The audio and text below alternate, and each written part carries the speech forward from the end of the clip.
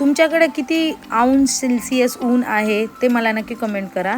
आमच्या इथं तर ना आज रात्रीचे किती वाजलेले 8:30-9 वाजलेले तरीसुद्धा एवढं गरम होत होतं. आणि अचानक आम्ही महानगरपालिकेकडं गेलतो तर तिथे ना हे जे फवारे होते ना, शावर म्हणा किंवा फवारे म्हणा, शावर नाही ह्याला ना कारंजे म्हणतात, तर हे चालू होते आणि त्याच्या बाजूला बसल्यावर सुद्धा एवढं थंड वाटत होतं. इथं मस्त मुलं मजा करत होते. आणि बघा स्वतःचा बिझनेस तो स्वतःचाच बिझनेस असतो बरं का. एवढं असा छोटूसा गाडा आहे, पण ह्या गाड्यावर एवढी गर्दी असते 12ही महिने. मग मस्तपैकी आम्ही पाणीपुरी आणि भेळ खाल्ली. कारण आता घरी गेल्याच्या नंतर थोडा उशीरच होणार होता, कारण मला घरी जाऊन ना थोडासा स्वयंपाक पण करायचा होता. तर एक प्लेट पाणीपुरी खाल्ली. आणि ना ह्या बघा हँडमेड बॅग्स आहेत, खूप छान आहेत. आता ह्याच्यातली एक बॅग घेतली आहे मी, ती तुमच्यावर शेअर करणार आहे.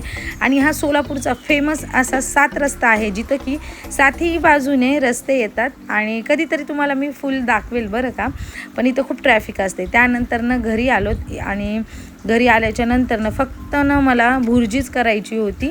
तर त्याच्यासाठी एवढं गरम होत होतं बघा. 2-3 अंड्याचीच भुर्जी केली ती, पण तवरनं अख्खी मी घामानीनं ओली झाले होते. आता आमचं पत्र्याचं घर असल्यामुळे जास्तच गरम होतं बरं का.